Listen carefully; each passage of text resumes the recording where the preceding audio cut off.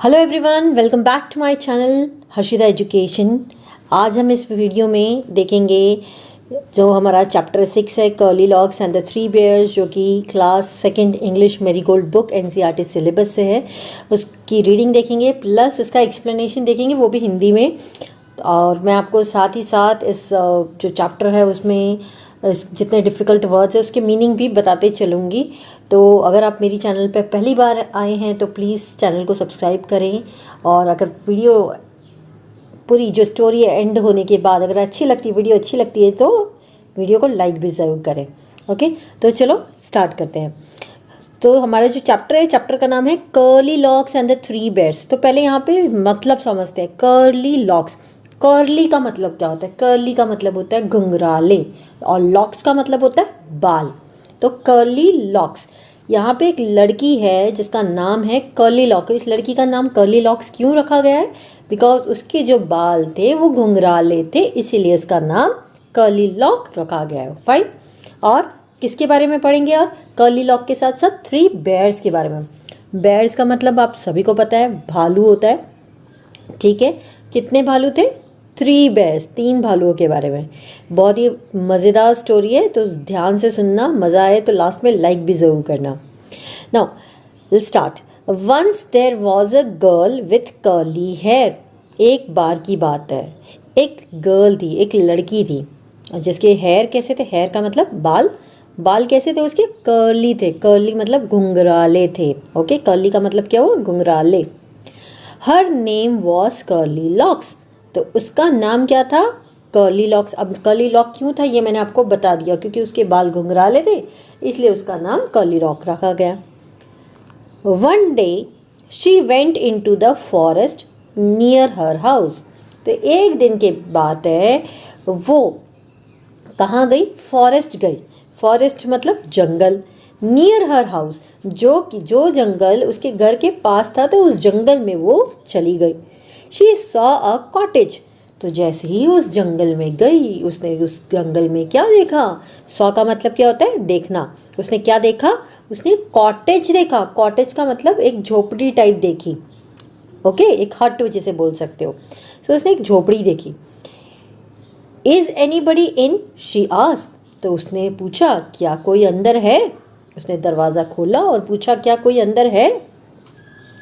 There was no बडी। वहाँ पे कोई नहीं था। नो बडी मतलब कोई नहीं। The bear family lived in the cottage. अब इस कॉटेज में कौन रहते थे? तो बेयर की फैमिली यहाँ पे रहती थी, यानी भालू की फैमिली यहाँ पे रहते थे। लिव्ड मतलब रहना। ओके, और कहाँ पर? कॉटेज में। They had gone for a walk. तो बेयर, अगर वो कॉटेज बेयर की फैमिली का था, तो बेयर की फैमिली या उनके मेंबर्स कहाँ थे? तो वो कहाँ गए हुए थे? वो जंगल में गए थे वॉक के लिए। वॉक मतलब चलने गए थे। Okay. Curly locks went in. तो उसने दरवाज़ा खोला और वो अंदर चली गई। वेंट इन का मतलब अंदर चले जाना। She wanted to see who live there. वो देखना चाहती थी कि इस कॉटेज में कौन रहता है। She saw 3 bowls of porridge on the table.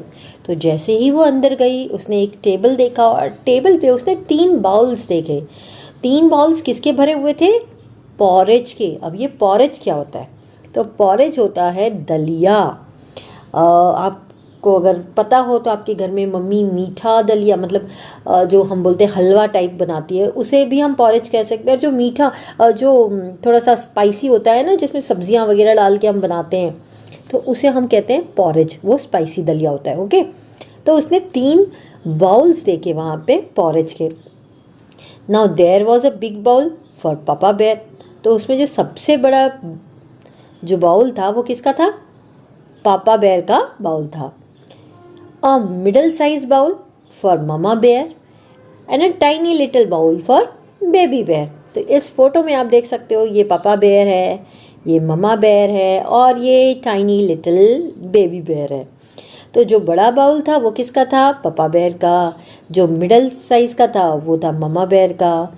और जो सबसे छोटा, टाइनी मतलब छोटा, लिटिल छोटा, तो टाइनी लिटिल बाउल किसका था? बेबी बेयर का था, क्योंकि वो बच्चा था इसीलिए।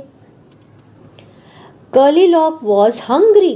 कर्ली लॉक को भूख लगी थी। वो कैसी थी? हंग्री थी, भूखी थी। She ate the porridge from the big bowl, तो उसको भूख लगी थी तो उसने बड़ा वाला बाउल देखा तो उसने फटाफट से बड़े वाले बाउल से पॉरेज खा लिया। It was very hot, she ate from the middle size bowl, फिर उसने जो मिडल साइज बाउल था उसमें से खाया। इट वॉज टू कोल्ड, वो बहुत ज़्यादा ठंडा था। She ate from the tiny little bowl, फिर उसने जो सबसे छोटा बाउल था जो कि बेबी बेयर का था उसमें से खाया। तो जब उसमें से उसने पॉरेज खाया इट वॉज जस्ट राइट, यानी ना तो वो ज़्यादा गर्म था ना वो एकदम ठंडा था, वो एकदम परफेक्ट था, तो उसने खा लिया। Curly locks ate up all the porridge, और इस तरह उसने सभी के यानी तीनों के, पापा बेयर के, मम्मा बेयर के और बेबी बेयर के, तीनों के पॉरेज खा लिए। Then she went to the bedroom, अब खाना खाने के बाद उसको नींद आई तो वो कहाँ गई? बेडरूम में। बेडरूम यानी वो जगह जहाँ, वो रूम जहाँ जाके आप सोते हो। There was a big bed for papa bear, a middle size bed for mama bear and a tiny little bed for baby bear. तो जैसे ही उसने बेडरूम में एंट्री की उसने क्या देखा? वहाँ पे 3 बेड हैं। एक बड़ा बेड था जो कि पापा बेयर का था, मिडल यानी बीच का, मतलब ना तो बड़ा ना छोटा, उसे हम बोलते हैं मिडल, वो बेड था, वो किसका था? मम्मा बेयर का। फिर था एक टाइनी लिटिल यानी कि छोटा सा बेड था, वो किसका था? बेबी बेयर का। The big bed was very hard, अब जो बड़ा सा बेड था वो कैसा था? हार्ड था। जैसे ही कर्ली लॉक बड़े से बेड पे बैठी उसको हार्ड लगा, बोला ये तो काफ़ी टाइट है, सख्त है, इसमें मज़ा नहीं आ रहा है। The middle size bed was too soft, तो वो छोटे मतलब जो मिडल साइज का बेड था वो उस पर गई और उस पर जाके बैठी, सोने की कोशिश करी, लेकिन वो बहुत ज़्यादा सॉफ्ट था क्योंकि वो मम्मी का बेड था। But the tiny little bed was just right, लेकिन जो छोटे से बेयर का, लिटिल बेयर का जो बेड था वो एकदम परफेक्ट था, ना तो ज़्यादा हार्ड ना ज़्यादा soft. Curly locks fail asleep in the tiny little bed, तो जैसे ही कर्ली लॉक उस छोटे से बेड पे सोती है उसको नींद आ जाती है तुरंत के तुरंत। The bear family came back, इतने में क्या होता है, जो भालू की फैमिली होती है वो घूमकर वॉक से वापस आती है। Somebody ate my porridge, shouted Papa Bear in his big gruff voice, तो पापा बेयर ने, मतलब पापा बेयर की जो नज़र है वो टेबल पे उस बाउल्स पे पड़ती है और उसने देखा कि भाई इस पे तो पॉरेज नहीं है, तो उसने कहा किसी ने मेरा जो पॉरेज है वो खा लिया। और उन्होंने कैसे बोला? बिग, बिग मतलब ज़ोर से, ग्रफ, ग्रफ मतलब एकदम कठोर आवाज़ में बोला। ऐसे पापाओं की आवाज़ कैसी होती है, एकदम उस तरह से उन्होंने बोला।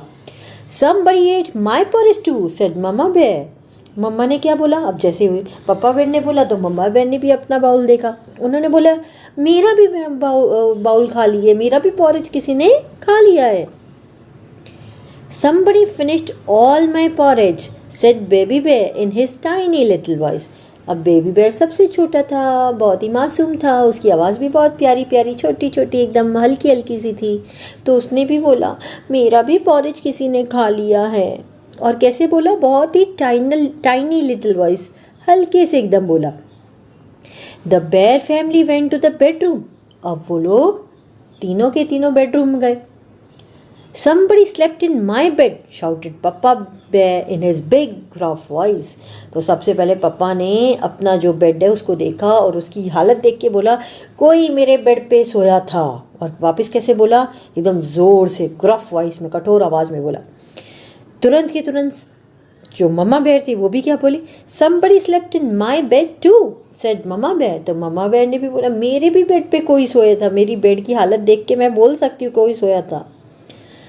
Somebody is sleeping in my bed, said baby bear in his tiny little voice, इतने में जो लिटिल बेबी बेयर होता है वो बोलता है आपके में तो कोई सोया था, मेरे में तो कोई सो रहा है, sleeping.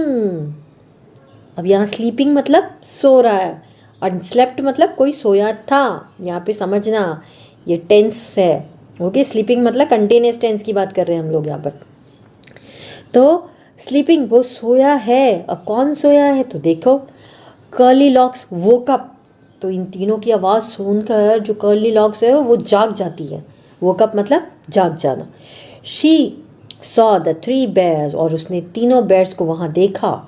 She jump down and ran out of the cottage as fast as she could। और जैसे ही उसने कर्ली लॉक ने तीनों बेयर को वहाँ देखा, उसने जंप किया, यानी कि एकदम से उसने छलांग मारी बेड से नीचे, और वहाँ से उस कॉटेज से जितनी जल्दी हो सके उतनी तेज़ वहाँ से भाग के वो चली गई। तो यहाँ पे हमारी जो स्टोरी है curly locks and the 3 bears की, वो कंप्लीट होती है, फिनिश होती है। और आई होप आपको इस स्टोरी सुनने में मज़ा आया होगा। अगर आपको अच्छे से समझ आ गई हो स्टोरी तो प्लीज़ लाइक के बटन को ज़रूर क्लिक करें और चैनल को सब्सक्राइब करना बिल्कुल भी ना भूलें। फिर मिलेंगे नेक्स्ट वीडियो में इसकी एक्सरसाइज के साथ। Bye bye.